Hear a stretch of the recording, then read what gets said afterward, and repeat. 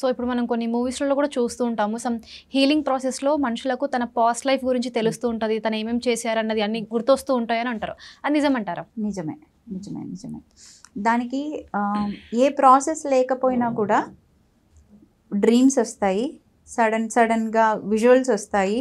లేదా ఒక ప్లేస్‌ని కానీ, ఒక మనిషిని కానీ చూసినప్పుడు కూడా మనకి తెలుస్తూ ఉంటుంది. సో ఇలాగా పాస్ట్ లైఫ్ అనేది డెఫినెట్‌గా ఉంది. చాలా ఎగ్జాంపుల్స్ ఉన్నాయి పాస్ట్ లైఫ్స్‌లో. అంటే ఒక 5 ఏళ్ల బాబు ఇది నాకు సంబంధించిన ప్లేస్ కాదు, నాది వేరే ఉంది అని చెప్పి పేరెంట్స్‌ని తీసుకెళ్ళి చూపించిన ప్లేసెస్ ఉన్నాయి. అక్కడ ప్రూవ్ అయిన స్టోరీస్ ఉన్నాయి. సో ఇలాగా పాస్ట్ లైఫ్ అనేది చాలా కామన్ థింగ్. ఇప్పుడు అంటే ఈ హిప్నోసిస్ ప్రాసెసెస్ అని ఇవన్నీ డిఫరెంట్ ప్రాసెసెస్ ద్వారా ధ్యానం అని లేదంటే రకరకాల ధ్యాన పద్ధతులు కూడా ఉన్నాయి. ఈ కర్మ విపాక ధ్యానం అని ఇలా రకరకాల ధ్యాన పద్ధతుల ద్వారా మనం మన పాస్ట్ లైఫ్ని తెలుసుకుంటాం. మరి ఇది ఇప్పుడే తెలుసుకుంటున్నామా? పూర్వం కూడా ఉందా? మన ఋషులు మునులు కూడా ఇది చేసేవాళ్ళు. అది ఎలా చేసేవాళ్ళు? వాళ్ళు ఒక ట్రాన్స్ స్టేట్లోకి అంటే ఆల్ఫా స్టేట్లోకి నుంచి తీటా స్టేట్లోకి అంటే బ్రెయిన్ స్టేట్స్లోకి పీస్ స్టేట్లోకి వెళ్ళి అక్కడ యాక్సెస్ చేసేవాళ్ళు. ఆ స్టేట్స్ అనేవి మనకి చాలా కష్టం ఇప్పుడు. ఎందుకు అంటే రోజువారీ స్ట్రెస్. వాళ్ళకేంటి, మనం ఏంటంటే ఈ పనులు మన రోజువారీ పనులతో పాటుగా మన ధ్యానం అనేది మెరిట్ స్పిరిచువల్ ప్రాక్టీసెస్ అనేవి ఒకటి.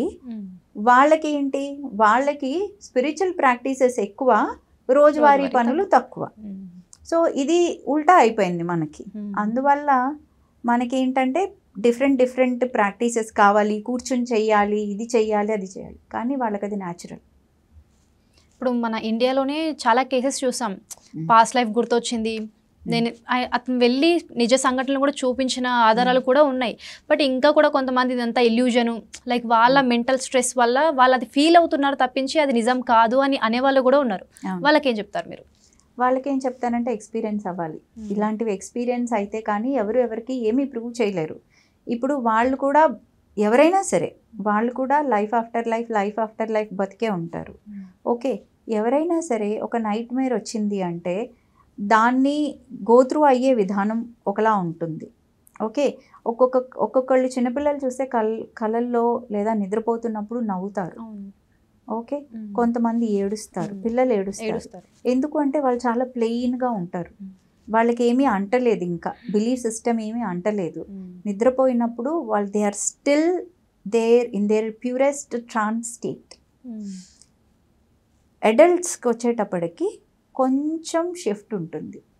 చాలామంది నిద్రపోలేరు, నిద్ర మాత్రలు వేసుకుంటే కానీ పడుకోలేరు. సో అలాంటి వాళ్ళకి ఇది ఇల్యూషన్గానే ఉంటుంది. ఓకే, కానీ నిద్ర అనేది ఎంత న్యాచురల్లో ట్రాన్స్ స్టేట్ అనేది అంత న్యాచురల్. అందులోకి వెళ్ళగలిగిన ప్రతి వాళ్ళు వాళ్ళ పాస్ట్ లైఫ్ని చూసుకోగలరు.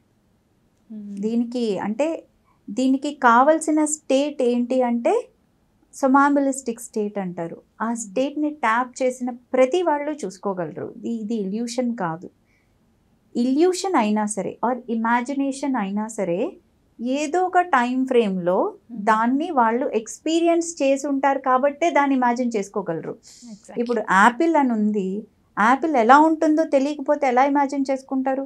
యాపిల్ని ఎప్పుడో ఒకప్పుడు చూసి ఉంటారు కదా, అందుకే దాన్ని ఇమాజిన్ చేసుకోగలుగుతున్నారు. ఇప్పుడు మనకు కళలో కూడా కొన్ని థాట్స్ వస్తూ ఉంటాయి, బట్ పొద్దున లేసే వరకు అవి మర్చిపోతాం. ఆ థాట్స్ ఏమన్నా గుర్తుండదు. బట్ రియల్ లైఫ్లో అవి ఎప్పుడైతే ఫేస్ చేస్తామో అరే దీన్ని ఎక్కడో చూసాము అన్నట్లు అనిపిస్తూ ఉంటుంది.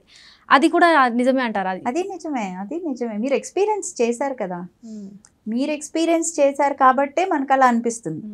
మనం ఎక్స్పీరియన్స్ చేయకపోతే మనకు అనిపించదు. ఇప్పుడు రకరకాల ప్లేసెస్కి వెళ్తాము, రకరకాల ప్లేసెస్లో రకరకాల ఎక్స్పీరియన్సెస్ వస్తాయి. ఒక చోట రెస్ట్లెస్నెస్ ఉంటుంది, ఒక చోట హ్యాపీగా ఉంటాము, ఒక చోట ఎస్ నేను ఇక్కడికి వచ్చాను అనే ఫీలింగ్ ఉంటుంది. ఎందుకు ఉంటుంది అంటే ఆల్రెడీ వి లివ్డ్ దేర్. ఆ టైం లైన్లో మనం బతికాం.